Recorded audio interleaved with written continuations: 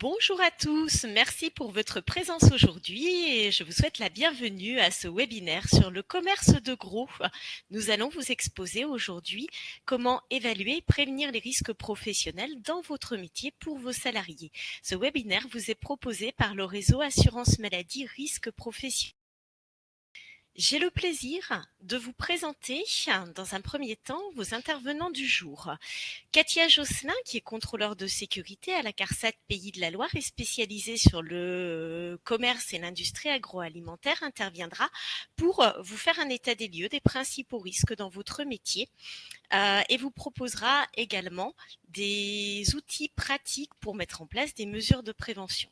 François de Boisredon, qui est ingénieur conseil à la CARSAT Centre-Ouest, va intervenir, lui, pour vous parler de l'évaluation des risques et vous donner des conseils pratiques pour évaluer les risques d'accident du travail dans votre métier du commerce de gros.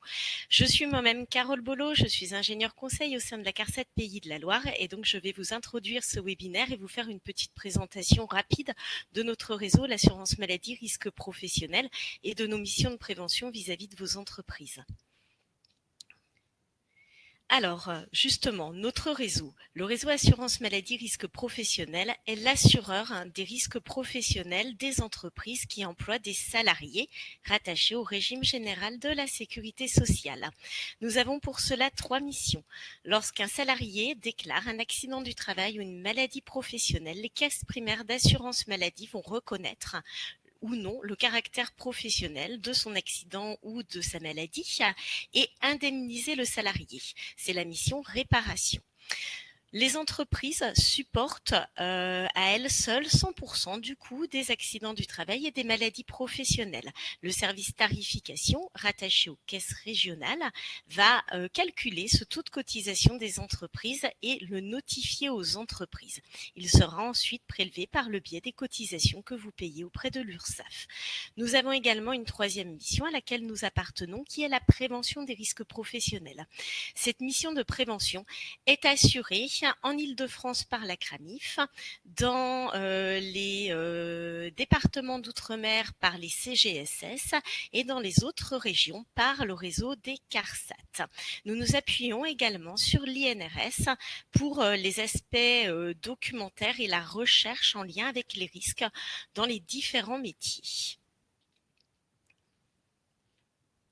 Alors, notre rôle en tant que préventeur est double. Aujourd'hui, les préventeurs vont intervenir auprès des entreprises qui présentent les plus fortes sinistralités.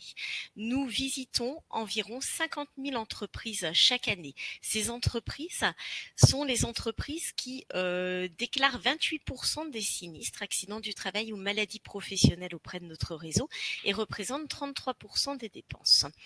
Nos interventions visent à conseiller en prévention les entreprises pour les aider à améliorer les conditions de travail, mais nous pouvons également avoir des missions de contrôle vis-à-vis d'entreprises qui présenteraient une sinistralité très importante et ne mettraient pas en œuvre les mesures de prévention attendues. Dans notre accompagnement, donc nous allons accompagner des entreprises sur des risques particuliers en fonction de programmes de prévention. Nous proposons également une formation pour faire monter en compétences les chefs d'entreprise, mais également les salariés sur la prévention des accidents du travail. Ce sont des formations qui peuvent être dispensées en direct par le réseau CRAMIF, CARSAT, CGSS ou bien par le biais d'organismes de formation que nous habilitons. À ce jour, nous avons formé plus de 1,2 million de personnes à la prévention des risques. Et enfin, nous pouvons vous proposer de la documentation technique pour vous aider à mettre en place les mesures de prévention dans votre métier. Aujourd'hui, donc, nous allons faire un focus sur les risques professionnels dans le commerce de gros alimentaire, avec un point sur les risques principaux liés à votre métier dans le commerce de gros, l'impact que ces risques ont sur vos entreprises. Des mesures qui vont vous permettre de façon tout à fait pragmatique de mettre en place des actions de prévention, donc pour éviter d'avoir des accidents du travail dans votre entreprise ou que vos salariés, au bout de quelques années, déclarent des maladies professionnelles. Et enfin, nous vous présenterons de la documentation et des solutions pragmatiques développées spécifiquement pour les petites entreprises.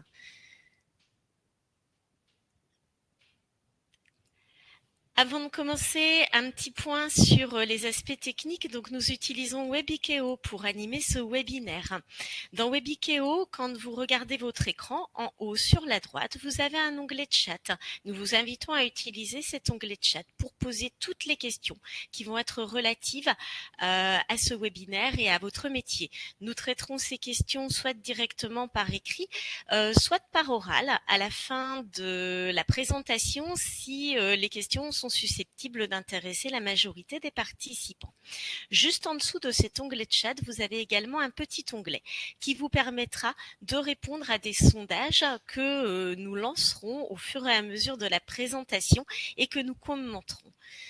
Je n'ai plus qu'à vous souhaiter une bonne présentation et un bon webinaire et je laisse la parole à Katia Josselin qui va vous parler des risques dans le commerce de gros et de l'impact en termes de santé au travail.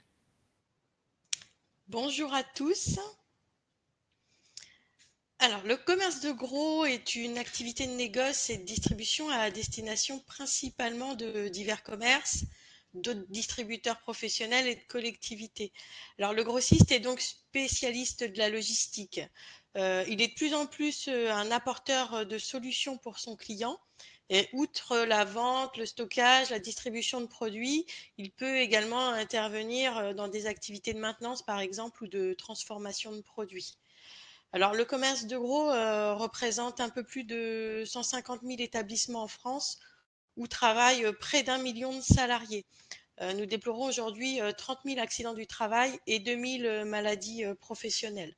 Notons que cette activité de commerce de gros concerne énormément de produits très différents, alimentaires et non alimentaires.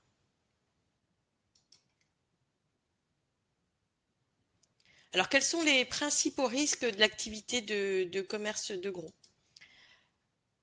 Alors, comme indiqué tout à l'heure, nous allons faire appel à vous sur des sondages. Donc, sur la droite, vous avez l'onglet sondage. Vous pouvez répondre à cette question.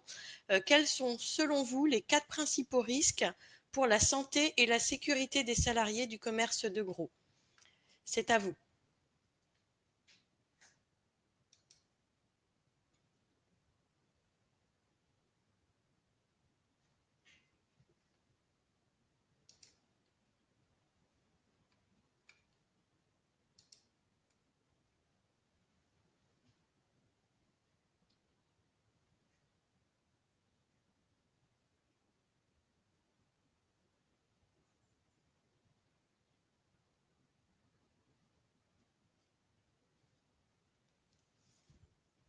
Nous commençons à avoir quelques réponses.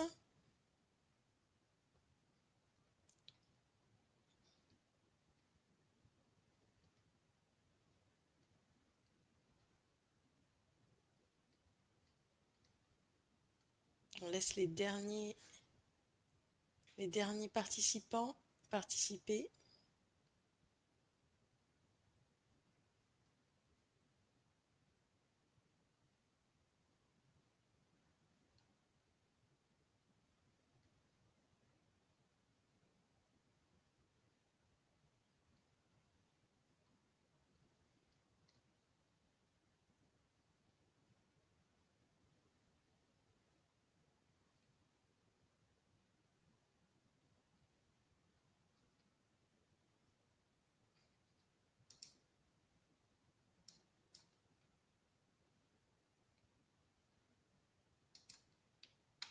Alors, je pense que c'est terminé. Je ne vois plus de vote arriver.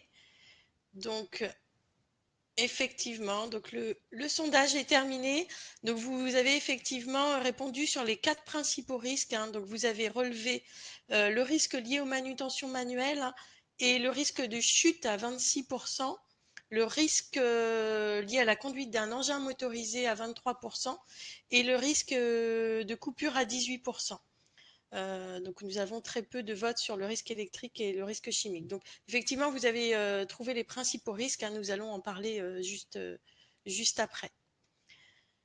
Alors en parlant de risques, parlons accident, hein, voilà, vous avez effectivement un exemple sous les yeux d'un accident grave dans votre secteur d'activité. Alors je vous la lis, hein. La victime guidait un chauffeur d'une entreprise extérieure pour faciliter la mise à quai. La victime a fait signe au conducteur d'immobiliser le véhicule. Le chauffeur a interprété tardivement la commande et a poursuivi la manœuvre de recul. La victime a eu l'avant-bras écrasé entre le mur du bâtiment et la remorque.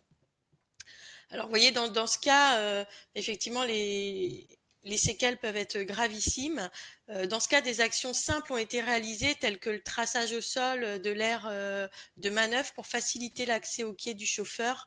On aurait pu également parler de l'amélioration de l'éclairage, hein, si la manœuvre se fait de nuit, ou la mise en place de guide-roues sont également possibles. Alors, vous pouvez retrouver des informations concernant les accidents graves et mortels de votre activité sur la base Epicéa, accessible via le portail de l'INRS. Vous avez l'adresse juste en dessous et on vous la remettra dans le chat.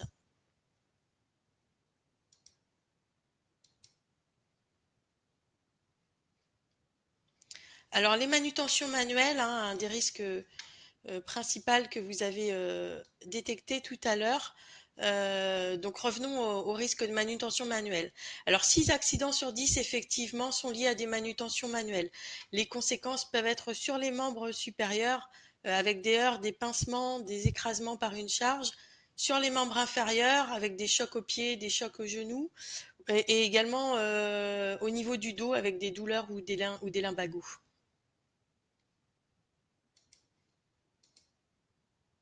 Alors, nous venons parler des accidents du travail liés aux manutentions manuelles. Il faut ajouter les troubles musculo-squelettiques et les lombalgies qui représentent 17% des absences du personnel. Alors, les troubles musculo-squelettiques sont des maladies professionnelles qui touchent essentiellement les tissus mous autour des articulations. Alors, qu'est-ce qu'on appelle les tissus mous? Ce sont les muscles, les tendons, les nerfs, les ligaments. Alors, quel type de maladies sont les TMS? Voilà, elles peuvent être des tendinites, le syndrome du canal carpien, des affections aux épaules, telles que le syndrome de la coiffe des rotateurs. Alors, différents facteurs entraînent ces maladies professionnelles, donc des facteurs biomécaniques, par exemple la répétitivité des gestes, l'intensité de la force exercée, notamment lors du port de charge, ou tirer un transpalette par exemple, des postures contraignantes, mais également des gestes réalisés avec finesse tels que l'effet de pince. Alors certains environnements ont un rôle non négligeable hein, dans l'apparition de ces maladies, le travail dans le froid par exemple hein, pour le commerce de gros alimentaire. Des facteurs psychosociaux tels que le stress augmentent la tension musculaire et favorisent l'apparition de ces maladies également. Des facteurs liés à l'organisation du travail sur lesquels vous pouvez avoir un impact en mettant en place l'alternance des postes, par exemple. Alors, des actions sont donc possibles sur différents facteurs et pas seulement sur les gestes et les postures.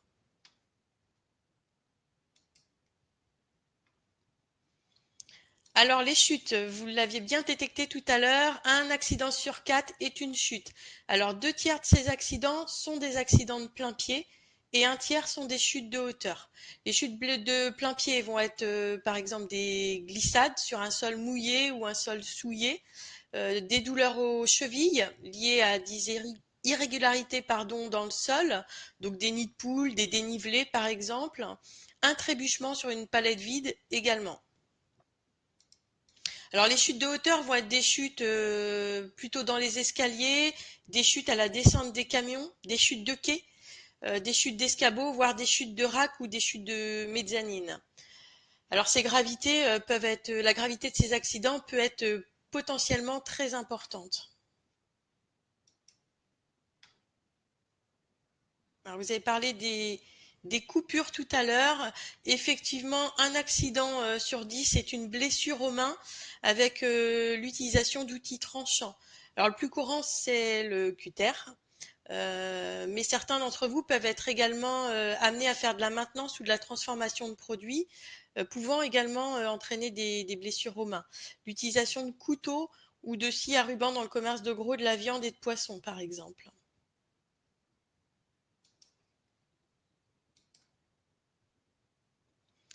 Alors moins fréquent mais potentiellement mortel, vous avez les accidents de la circulation. L'accident routier en fait partie, il touche vos commerciaux et vos livreurs. Vous avez également des accidents lors des chargements et des déchargements de camions, lors des circulations internes dans l'entreprise. Des écrasements de piétons par un chariot ou un camion sont des accidents qui existent dans votre activité. Des basculements ou des renversements de chariots peuvent intervenir. Ils sont souvent liés à plusieurs causes. Le manque de formation, l'état du sol, la vitesse, l'encombrement. Il y a toujours plusieurs causes à un même accident.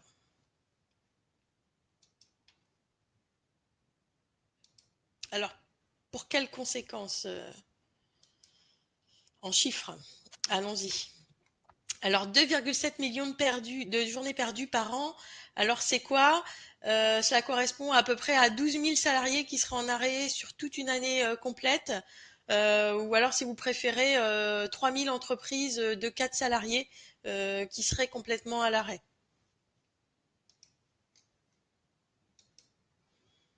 Alors les accidents du travail représentent en moyenne un arrêt de 2 mois. Une maladie professionnelle, elle, entraîne en moyenne un arrêt de presque 8 mois. Alors, nos statistiques montrent que peu de salariés ayant eu plus de 6 mois d'arrêt reprennent leur poste de travail.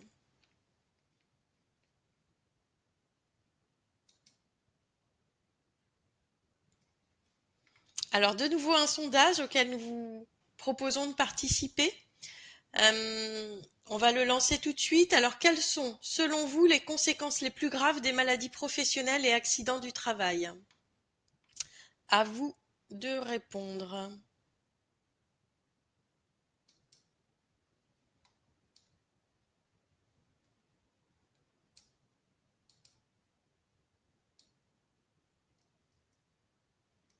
Alors, le sondage est lancé. Vous pouvez le trouver comme tout à l'heure sur la droite.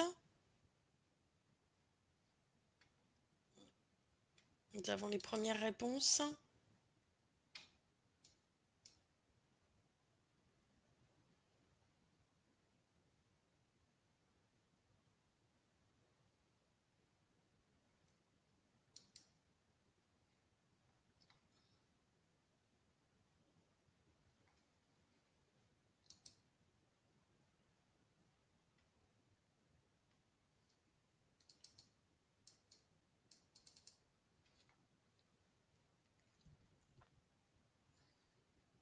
Voilà, nous avons encore des réponses qui arrivent.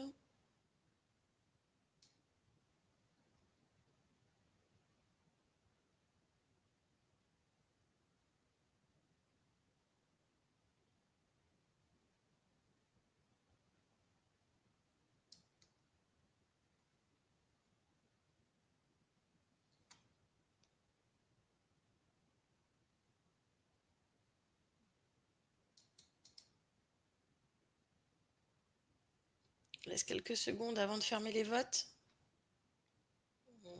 Voilà, donc les votes. Donc effectivement, vous avez trouvé, hein, on a des réponses dans l'ordre 23% pour la désorganisation du travail et le coût financier, 22% pour les conséquences sur la santé et l'emploi du salarié.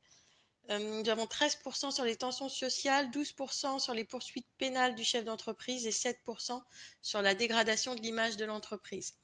Alors effectivement, vous l'avez trouvé, hein, elles sont multiples les conséquences. Voici quelques-unes, hein.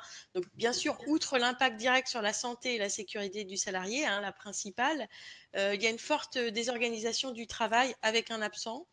Il faut compenser son absence avec un impact immédiat sur les autres salariés. Il vous faut recruter puis former, ça peut être long et on prend du retard et pas toujours simple de recruter actuellement. Cela peut entraîner une dégradation de la qualité de vie au travail, voire effectivement, comme vous l'avez dit, des tensions sociales et une démotivation des équipes. Alors nous pouvons en citer d'autres, hein, le coût financier, la dégradation de l'image de l'entreprise, des poursuites pénales dans certains cas, et malheureusement il y en a plein d'autres. Alors, nous vous remercions d'avoir bien voulu répondre à ce sondage.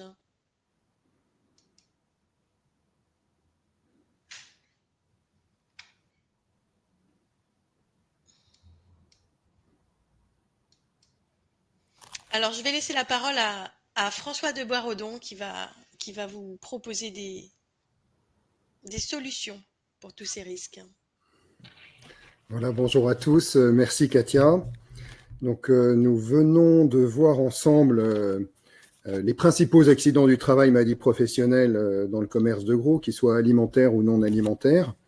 Donc, pour rappel rapidement, hein, les accidents pour manutention manuelle et les TMS associés également aux manutentions manuelles.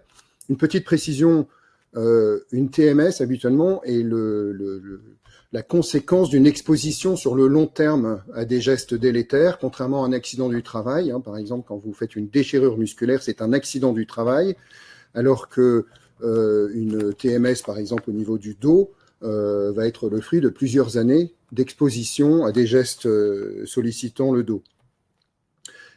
On a vu également les collisions engins-piétons, gravissimes, les chutes de plein pied de hauteur et les blessures essentiellement aux mains, principaux accidents du travail. Tout ça a des conséquences humaines, d'abord pour les personnes, hein, avec des douleurs, malheureusement parfois des décès, et des risques d'inaptitude au travail, qui entraînent aussi des coûts financiers. On a parlé d'inaptitude au travail quand le médecin du travail déclare l'inaptitude d'un salarié. Parfois, vous êtes amené à devoir le licencier. Le coût du licenciement suite à un accident du travail, une maladie professionnelle, est multiplié par 2. Il peut être très élevé pour l'entreprise et notamment pour les petites entreprises. Et vous avez également des conséquences pénales pour le chef d'entreprise. Alors très franchement, c'est pas du tout agréable quand on dirige une entreprise de se retrouver poursuivi. Voilà. Donc et puis avec toutes les conséquences que Katia a développées tout à l'heure. Alors tout ça pour dire que c'est absolument stratégique pour votre entreprise. Il y a bien sûr le business, mais prévenir ces risques, c'est important pour la survie et la bonne santé de votre entreprise. Alors donc voilà. Du coup, comment prévenir ces risques ? Alors, pour cela, d'abord, première chose, bien insister, c'est pas compliqué. Parfois, je vois beaucoup de chefs d'entreprise, on voit beaucoup de chefs d'entreprise qui pensent que c'est très très compliqué.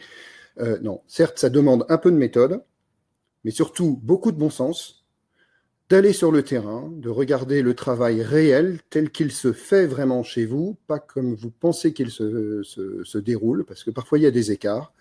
Et puis surtout, travailler avec les salariés qui sont sur le terrain. Voilà, donc c'est vraiment 4 conditions de réussite. Un peu de méthode, du bon sens, le travail réel, observé, et travailler avec les salariés. Et donc la méthode va commencer, va être en 2 étapes. La première, c'est l'identification, l'évaluation des risques avant de chercher et mettre en place des solutions, donc agir. Alors, si vous voulez, l'identification des risques, là, donc on va attaquer, alors je crois, oui, on va attaquer par un petit sondage, hein, on va faire comme Katia, histoire de vous détendre. Voilà, le sondage est disponible.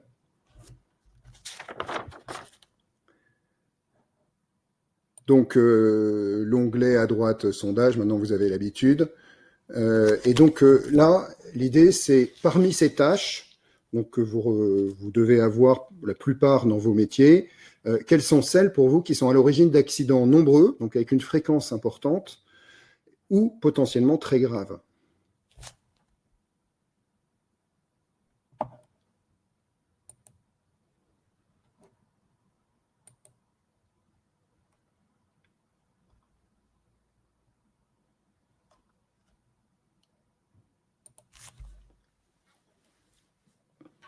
Voilà, n'hésitez pas.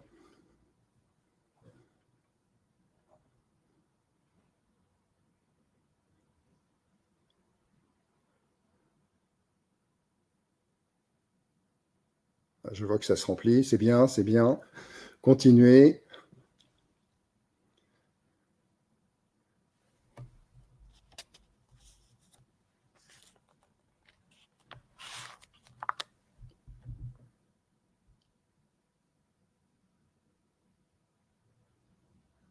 Bon, je pense qu'on arrive à peu près au bout. Voilà, alors, qu'est-ce que donnent les résultats ? Alors, en premier, vous avez le chargement et le déchargement du camion. Ensuite, à 25%, conduite des transpalettes électriques, des chariots élévateurs, 24%. Ensuite, tout ce qui va être dépalettisation, palettisation de colis, 20%. Conduite de véhicules, 17%. Ouverture des colis, 12%. Et travail de bureau, 1%. Alors, on va revenir un peu dessus. Alors, vous avez bien mis en premier le chargement, déchargement de camions. Et effectivement, c'est une activité, une tâche là, dans vos métiers qu'on retrouve tout le temps et sur lequel vous allez aussi bien retrouver de la manutention manuelle, les fameux accidents de manutention manuelle. Ça peut être une main qui est écrasée entre deux rôles lorsqu'on enfile les rôles dans le camion. Ça peut être également un limbago quand on prend un tire-palette manuel pour tirer et décharger ou charger une palette très lourde, surtout si le camion a une certaine pente. Mais ça peut être aussi la manutention des plaques de liaison au niveau du quai pour rejoindre le quai et le camion, quand ce ne sont pas des quais à lèvres automatiques mais manuels. On retrouve ça assez souvent. Voilà. Vous avez également un risque lors du chargement-déchargement de camion de chute de hauteur. Hein. Alors, ça peut être assez grave, la chute du haillon. Malheureusement, ça peut arriver. Les chutes de quai, Katia les a évoquées. Parfois, justement, lors du chargement ou du déchargement avec un départ intempestif du camion. Vous avez également des quais qui peuvent être glissants. D'abord parce qu'ils sont exposés aux intempéries, voire à la condensation lorsqu'on ouvre les portes et qu'il fait froid, ça vient condenser sur les quais. Vous avez aussi parfois sur les quais des déchets qui traînent au sol et donc avec des risques de chute. Et vous avez également, on vous a montré un exemple d'accident grave dans vos métiers sur la base épicéa, des accidents graves et mortels, là, d'INRS, donc des risques de collision engin-piéton, malheureusement, lors de la mise à quai essentiellement. Mais vous avez également l'activité, donc à 20%. Hein, alors, 24%, ensuite, c'est la conduite du transpalette électrique du chariot élévateur. Transpalette électrique, on peut parler des transpalettes électriques gerbeurs aussi, à conducteur accompagnant. Il est malheureusement assez fréquent de voir des gerbeurs qui se couchent. Et donc, évidemment, s'il y a quelqu'un dessous, ça peut être très grave. Les chariots élévateurs, là je disais dans les actualités hier, il y a une personne qui a été écrasée, une salariée qui a été écrasée pas plus tard qu'hier ou avant-hier par un chariot élévateur. Bon, elle n'est pas décédée, mais malheureusement avec des blessures graves. Voilà. Vous avez donc la palettisation, dépalettisation des colis, évidemment qui donne lieu à des limbagos ou des TMS du dos. Et souvent aussi on voit des accidents liés à la manutention des palettes bois, lorsqu'il faut en prendre une avant de palettiser, ou lorsqu'on a fini de dépalettiser, on les empile, et on a souvent des problèmes avec des échardes, mais aussi des problèmes de dos. Voilà, l'ouverture des cartons de produits, on en a parlé, hein, avec les coupures, souvent, et puis évidemment, la conduite d'un véhicule qui peut potentiellement être très grave. Alors, vous voyez, ce travail d'identification, c'est le début du document unique d'évaluation des risques, ce qu'on appelle souvent le DUER ou le DU. Une fois qu'on a identifié ces risques, à chaque fois, on doit se poser deux questions. Le type d'accident qui peut survenir dans la tâche que nous étudions est-il potentiellement fréquent? Est-ce qu'il y a une forte probabilité que le risque survienne? Et deuxième question, s'il survient, quelles sont les conséquences? Est-ce qu'elles peuvent être graves ou pas? Donc, vous comprendrez bien que dans les urgences à traiter, par la suite, vous allez privilégier les accidents avec une forte probabilité de survenue et a priori peut-être pas trop graves, mais aussi traiter les accidents qui ont peut-être très peu de chances de survenir, mais malheureusement avec des conséquences catastrophiques. Alors, ce document unique d'évaluation des risques, vous le savez, vous l'avez certainement déjà tous commencé, c'est une obligation légale. C'est-à-dire que l'inspection du travail Si elle vient dans votre établissement, elle va vous le demander. Si vous avez un accident du travail, pareil, il va être regardé un peu dans le détail. Alors, ça n'empêche que ça ne doit pas être un document administratif et uniquement mis en place parce qu'il est légal, mais surtout parce qu'il est utile. Moi, je dis souvent aux chefs d'entreprise, il faut mieux un document unique qui est sur votre bureau, qui est un outil de travail et qui fasse que quelques pages plutôt que 3 classeurs entiers. Parce que sinon, vous ne l'utiliserez pas et il sera malheureusement sans intérêt. Alors, pour la réalisation de ce document unique, vous verrez tout à l'heure, Katia vous proposera un outil en ligne gratuit, qu'on appelle OIRA, et qui a été développé spécialement pour votre métier du commerce de gros. Et donc là, tout ce que je vous explique, eh bien, voilà, vous pourrez passer par cet outil en ligne si vous le souhaitez. Et vous verrez, c'est une démarche relativement simple qui vous aide à avoir une certaine méthodologie et tout un tas de solutions et d'aides au cours de la rédaction de ce document. Petite précision, ce document unique, on le fait une fois, mais il doit être mis à jour chaque année et également après chaque accident du travail. On va se dire, tiens, j'ai un accident du travail, est-ce que ce risque, je l'avais identifié et est-ce que je l'avais évalué comme il faut? Voilà, donc s'il faut, on met à jour son document unique d'évaluation des risques. De la même façon, parfois vous changez votre organisation, vous pouvez être amené à changer de machine, de ligne de production, de changer vos racks, changer le plan de circulation de votre entreprise. C'est à ce moment-là, il faut se poser la question aussi de savoir si le document doit être revu. Alors, tout ça, on est bien d'accord, ça n'a qu'un objectif, c'est d'aller agir sur les risques identifiés et que vous aurez évalués au plus élevé. Et donc, toute action de prévention des risques professionnels cherchera à diminuer la probabilité d'occurrence des risques identifiés, pour qu'il y ait moins de chances qu'ils surviennent, hein. Et deuxième objectif, qu'ils soient le moins graves possible si par hasard ils surviennent. Alors, heureusement, il existe des solutions. Alors, ce que je vous propose, nous vous proposons en fait, on va balayer, mais alors très rapidement, et puis évidemment, nous avons bien conscience que c'est des exemples, sachant que vous avez quand même des métiers très variés, hein, entre les entreprises de commerce de gros qui vont faire de la distribution de matériaux de construction ou la distribution de produits pharmaceutiques, ou alors celui qui va livrer les fûts de bière ou les produits alimentaires, vous avez tout de même des différences, hein. Certains ne manipulent que des palettes entières, d'autres vont ouvrir des cartons et vont travailler pratiquement à l'unité sur certains produits. Et je ne parle pas en plus du commerce de gros interindustriel où c'est encore différent. Alors, donc quelques exemples. La prévention des risques liés aux manutentions manuelles. Nous avons parlé de la palettisation alors, de cartons, de produits, hein. Et alors, qu'est-ce qu'on va mettre en place comme action, là? Déjà, ce qu'il faut savoir, c'est que cette palettisation de carton, ce qui est délétère pour la santé, c'est dès lors qu'un salarié va devoir lever l'épaule, lever les bras au-dessus de son épaule. À partir du moment où il lève ça, vous avez une position délétère pour la santé. De la même façon, dès que la personne va se baisser, le dos va être cassé et le dos va souffrir.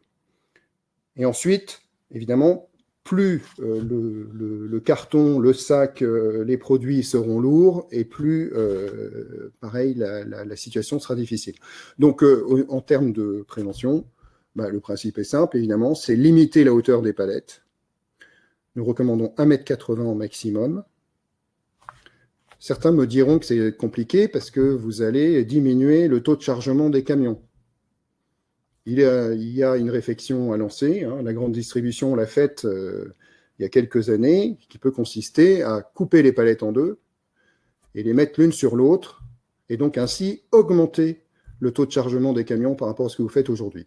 N'oubliez pas également que quand on envoie une palette trop haute à son client, le client a lui aussi un problème puisqu'il va devoir décharger les cartons de la palette que vous lui avez envoyée. Donc il y a une vraie négociation à mener sur ce sujet-là, une vraie réflexion.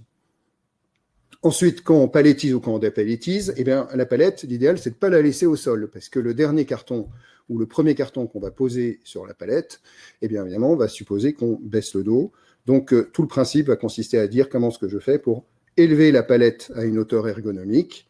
Hein, et donc, on va utiliser soit une table élévatrice, ou maintenant, de plus en plus, on peut utiliser un transpalette électrique à levée auxiliaire, hein, des fourches qui montent à 70-80 cm de haut. Ils sont à peine plus chers que les transpalettes électriques normaux, et voilà, ils vont largement soulager le salarié.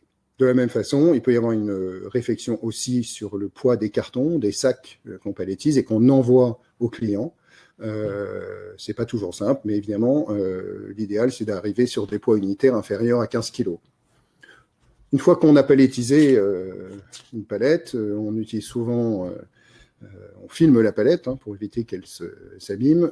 L'idéal est d'utiliser une filmeuse automatique parce que c'est une opération qui est très sollicitante, surtout si elle est très fréquente. Et, voilà.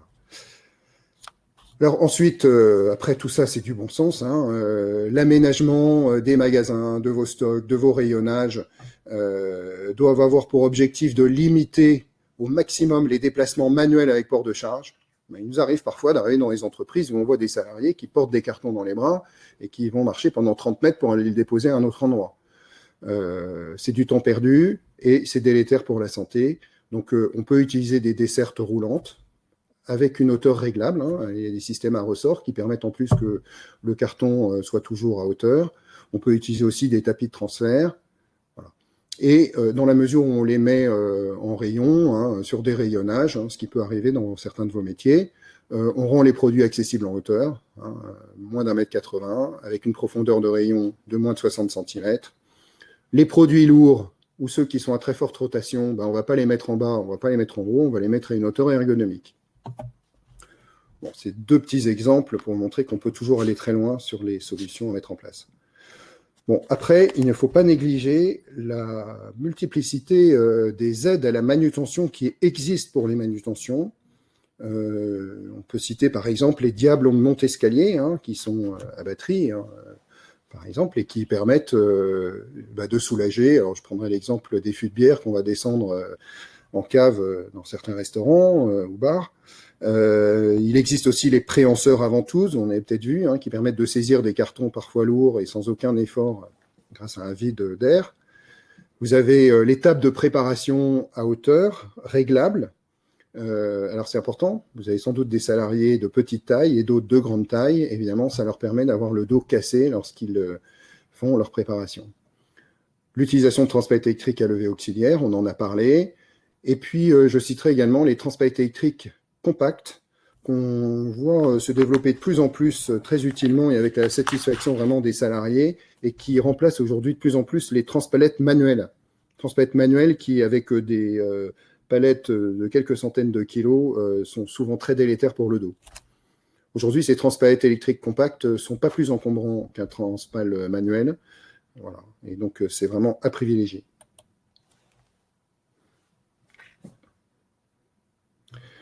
Sur les risques collision engin-piéton, rares mais gravissimes, et qui peuvent engager votre responsabilité pénale, hein, évidemment.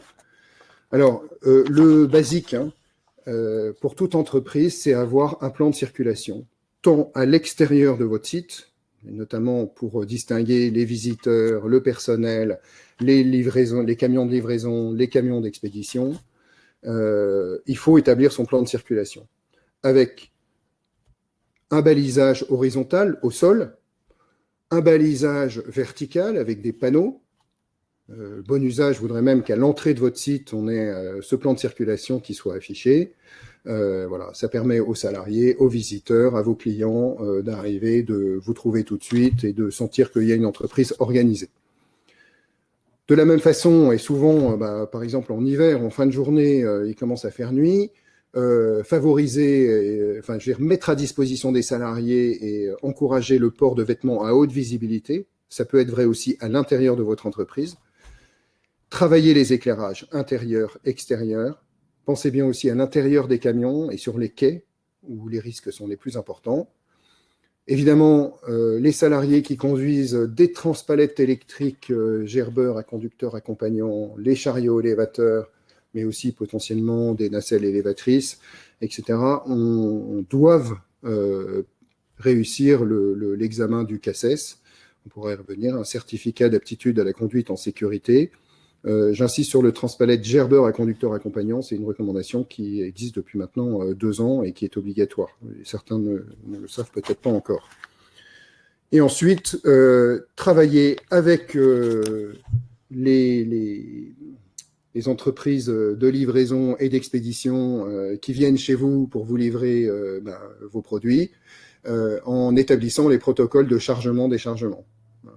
C'est un échange d'informations écrites qui va définir d'abord où vous allez transmettre votre plan de circulation, dire s'il y a peut-être un sens de circulation autour de votre entreprise, où se trouve le quai, ils vont devoir se mettre à quai, comment se passe la mise à quai avec tel type d'outil, y a-t-il une procédure pour éviter le départ intempestif du camion pendant le chargement, y a-t-il un endroit où les chauffeurs doivent se réchauffer et puis se reposer pendant le temps de chargement ou de déchargement.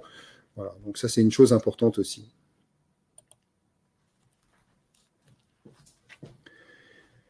Les chutes de hauteur et de plein pied. Quelle solution? Pareil, du bon sens. Des sols dégagés. Une palette au sol, évidemment, c'est un risque important.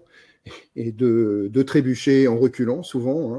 On tire le transpalette, il y a une palette qui traîne, on se casse la figure et ça peut être grave et un arrêt très long. Des sols antidérapants, donc on va aussi faire la chasse à tout ce qui est humidité au sol et surtout glace au sol. Alors, je pense plutôt au commerce de gros alimentaires dans des chambres froides négatives. Il faudra sans doute mettre des résistances, soigner les écoulements de condensat au niveau des batteries froides, etc. Et puis, Katia l'a évoqué, les sols en bon état, un nid de poule, c'est fait pour être bouché le plus rapidement possible, sinon vous allez avoir des chevilles tordues, voire pire. Ça peut donner lieu en plus à des basculements de chariots élévateurs. Des chaussures de sécurité antidérapantes, des éclairages adaptés, des plateformes sécurisées pour la mise en rayon. On ne met pas un pied d'éléphant ou une chaise pour aller mettre en hauteur des produits. Donc, il existe aujourd'hui tout un tas de plateformes sécurisées qui sont très adaptées. Vous avez aussi, dans certains cas, ça peut être très intéressant de mettre en place des nacelles élévatrices. Je pense notamment à des nacelles qu'on voit de plus en plus mises en place dans les magasins de bricolage, que vous avez peut-être tous vus. On les pousse à la main. Et une fois que vous y êtes, eh bien voilà, la nacelle va monter, ce qui représente quand même un risque très limité en termes d'accident, et par contre limite fortement les risques de chute de hauteur et permettre de gagner du temps aussi.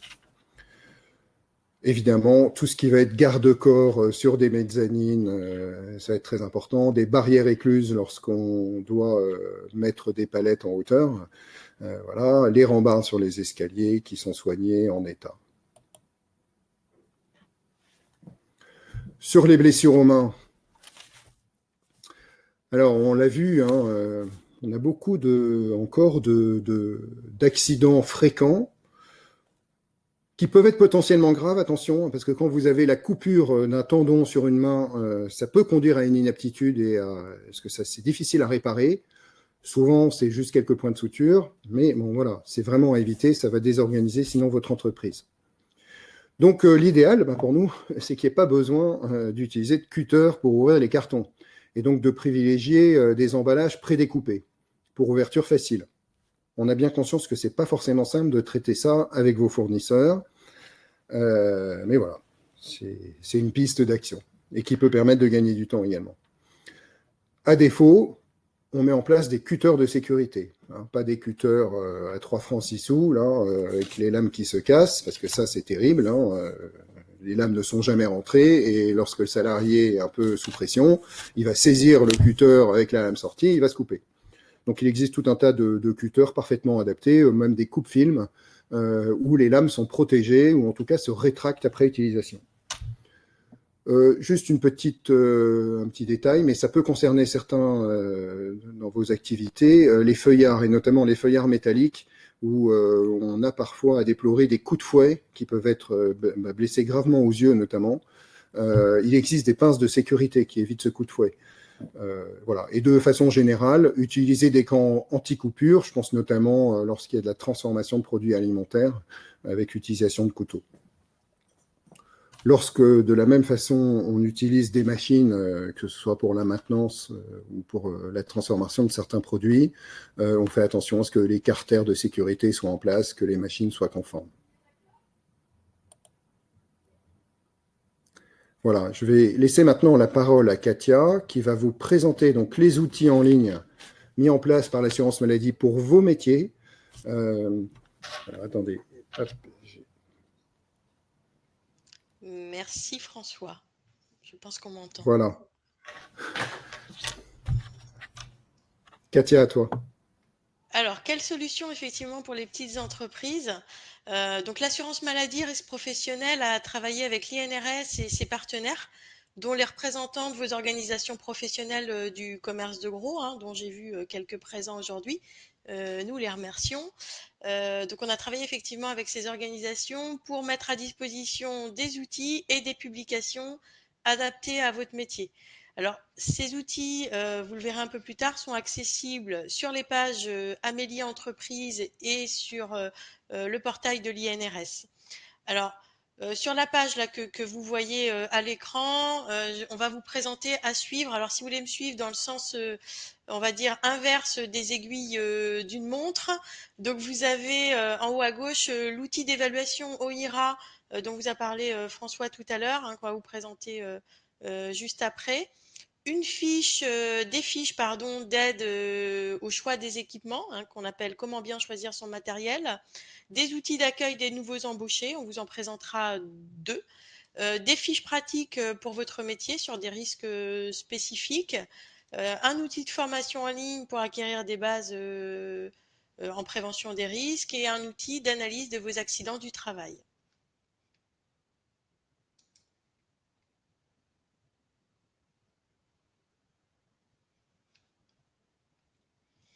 Alors, l'outil OIRA, qui va vous servir à réaliser votre document unique d'évaluation des risques. On va commencer par vous faire visualiser une vidéo qui va se mettre en route d'ici quelques secondes.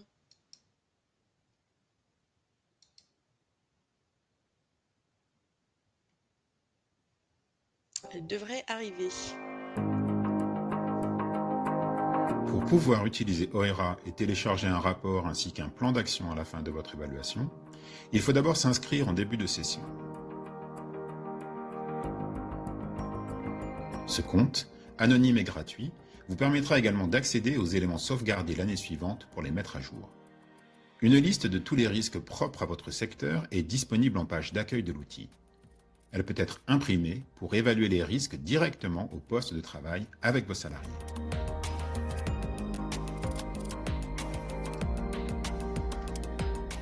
À travers un questionnaire simple, vous sélectionnez les mesures déjà en place dans votre entreprise dans une liste prédéterminée. Pour certains risques, il est possible que vous ne soyez pas concerné. Dans ce cas, vous pouvez passer la question. Vous pouvez aussi ajouter une autre mesure qui ne serait pas listée. Sur cette base, vous évaluez si le risque présent dans votre entreprise est maîtrisé ou non. Si vous n'avez coché que la moitié des mesures proposées, vous pouvez supposer qu'il reste nécessaire d'ajouter de nouvelles mesures à votre plan d'action. Dans ce cas, cochez « Non », des mesures sont à ajouter au plan d'action.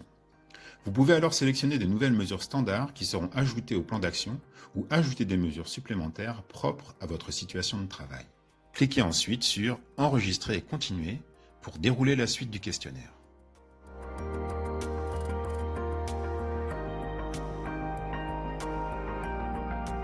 À la fin du questionnaire, il vous est encore possible d'ajouter un ou des risques supplémentaires qui ne seraient pas listés dans l'outil pour leur attribuer des mesures de prévention spécifiques.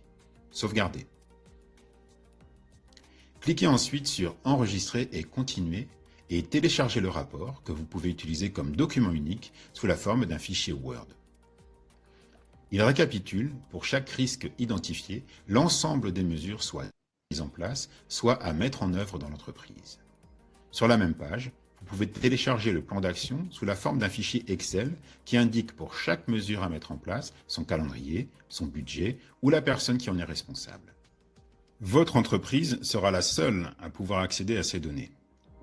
Rendez-vous sur www.inrs.fr/OERA pour découvrir les secteurs d'activité couverts par OERA.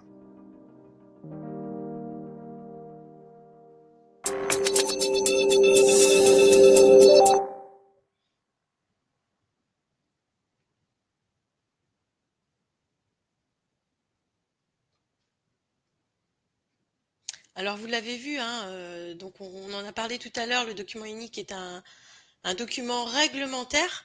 L'outil OERA, effectivement, va vous permettre de réaliser ce document unique à travers des questions simples et déjà avec des propositions de mesures de prévention qui vous permettront de mettre en place votre plan d'action. Alors, vous avez deux OIRA disponibles pour vos secteurs d'activité, un OIRA pour le commerce de gros alimentaire et un second pour le commerce de gros non alimentaire.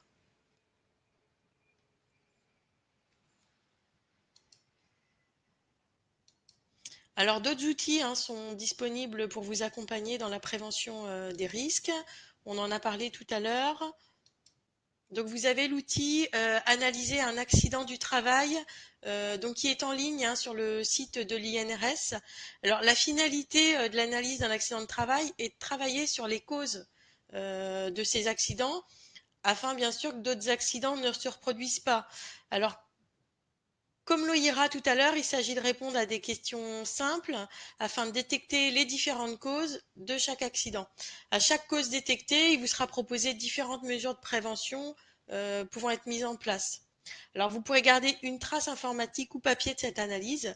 Et bien sûr, comme on l'a indiqué, l'analyse d'accident du travail, c'est un élément essentiel pour la mise à jour de votre document unique.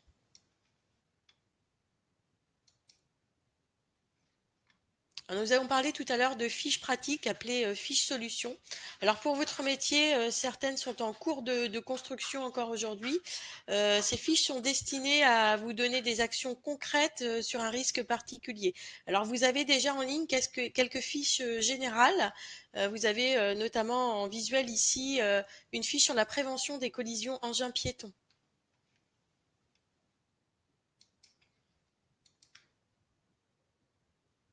Alors des fiches comment bien choisir son matériel. Alors, destiné à vous aider dans le choix de vos équipements, également dans votre secteur d'activité, certaines sont en finalisation. Alors, concernant le commerce de gros, vous pourrez prochainement trouver des fiches sur le choix des transpalettes électriques, donc classiques ou surtout à haute levée, à levée auxiliaire comme dont on vous a parlé tout à l'heure, des diables électriques monte-escalier, des rolls, des chariots à fond constant, des préhenseurs embarqués. Elles seront accessibles prochainement pour vos métiers, donc sur la page Amélie Entreprise. Alors des outils pour bien accueillir vos salariés. Il est important d'accueillir notamment les jeunes et les nouveaux embauchés, voire les personnes qui changent de poste. En effet, on a 15% des accidents graves et mortels qui surviennent au cours des 3 premiers mois de l'embauche.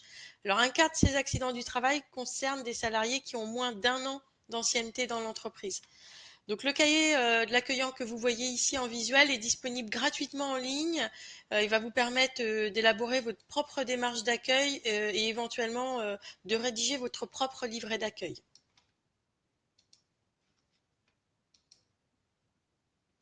Alors, afin de vous aider également à la sensibilisation de vos salariés, vous trouverez sur le site de l'INRS dans la rubrique Tuto Prév, ces planches, donc les tutos Prév accueil que vous avez en visuel, permet d'échanger sur des situations à risque et de s'assurer de la bonne conduite à tenir en cas de risque détecté. Le dispositif s'appuie sur des planches type chasse à risque, dont vous avez bien sûr les corrections en ligne. Alors 4 tutos Prév aujourd'hui peuvent, selon les cas, correspondre à votre activité. Vous avez aujourd'hui en ligne la logistique, le transport routier de marchandises, le commerce et le travail de bureau.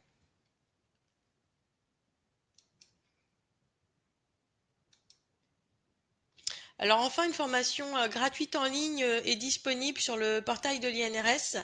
Elle permet d'acquérir les connaissances de base en prévention des risques, hein, donc pour améliorer la santé et la sécurité de vos salariés.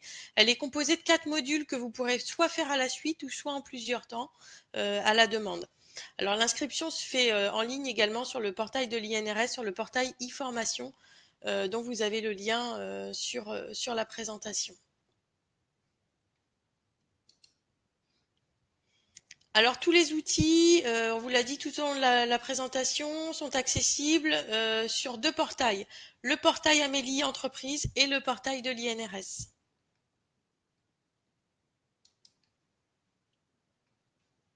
Alors sur le portail amélie.fr, vous avez 2 liens disponibles, donc un spécifiquement au commerce de gros alimentaire et un spécifiquement au commerce de gros non alimentaire.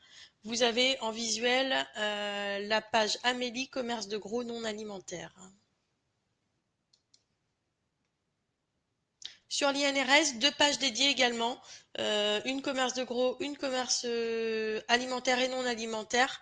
Donc vous avez là en visuel la page commerce de gros alimentaire.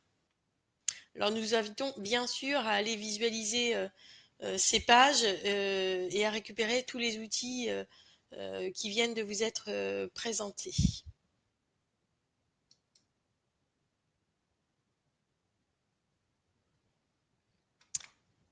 Alors la présentation est terminée. Je vais laisser la parole à François. Oui, alors surtout, on a quelques minutes éventuellement pour répondre à certaines de vos questions, parce qu'on vous en avez certainement. Donc n'hésitez pas, allez-y. Alors, moi, ce qui me surprend beaucoup, c'est qu'il n'y a aucune question sur les aides financières possibles. Alors, comme on devait être au courant, habituellement, les chefs d'entreprise, c'est la première chose qu'ils nous posent comme question. Donc, je vais la poser pour vous. Voilà. Y a-t-il des aides financières pour vous aider ? Alors, aujourd'hui, il existe des aides financières et il y en a tellement qu'il faut aller sur le site Amélie Entreprise, sur le commerce de gros, et vous regarderez les différentes solutions qui s'offrent à vous.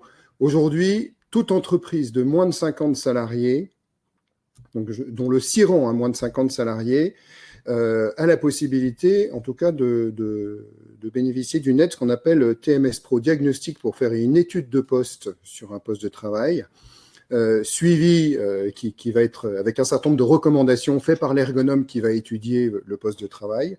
Et sur ces recommandations, vous avez une aide financière jusqu'à 50% du coût de ce qui aura été proposé, suggéré par l'étude ergonomique, à concurrence de 25 000 € d'aide. C'est quand même pas négligeable. Alors ça, c'est une offre, je veux dire, qui est tout métier. Dans les mois à venir, les années à venir, ayez l'œil voilà, sur le portail Amélie. Soyez à l'écoute aussi de vos organisations professionnelles, je pense notamment à la CGI, qui sauront vous transmettre les informations quand elles vous concerneront. Mais il est possible que les partenaires sociaux, puisque c'est eux à un moment qui valident ou pas des aides financières, décident de, entre guillemets, subventionner tel ou tel matériel. Habituellement, on est sur 50% du prix du matériel, donc c'est quand même non négligeable.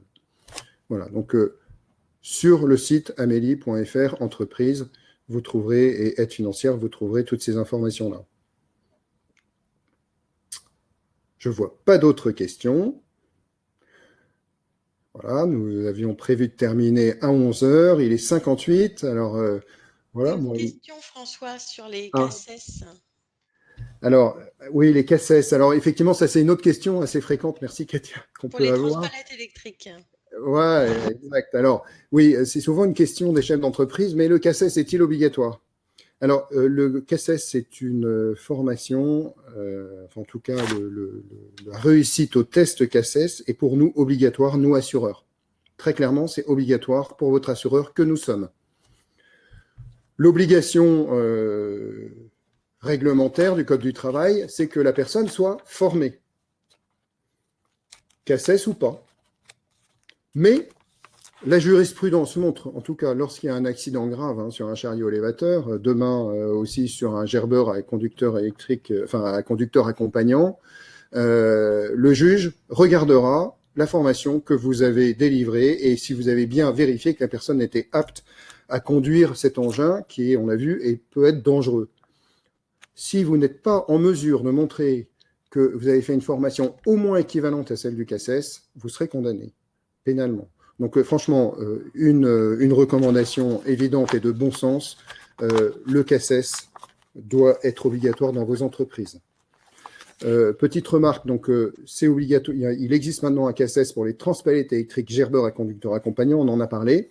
Il existe également une recommandation régionale pour les transpalettes électriques jusqu'à 120 cm d'élévation.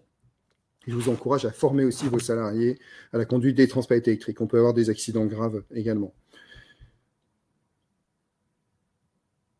Voilà. Nous arrivons, il est 11 h. Et donc, nous vous remercions. Peut-être Carole, Katia, un dernier mot. Écoutez, nous vous remercions également. Peu de questions, donc on va considérer qu'on vous a tout dit. Merci à tous pour votre participation. Vous recevrez, en étant inscrit à ce webinaire, et comme on l'a précisé dans le chat, un lien qui vous permettra de le visualiser à nouveau. Et voilà. Et si vous avez d'autres questions, n'hésitez pas à vous rappeler des services prévention de votre caisse régionale pour pouvoir être accompagné dans vos actions de prévention. Voilà, et on n'a plus qu'à vous souhaiter une très bonne journée.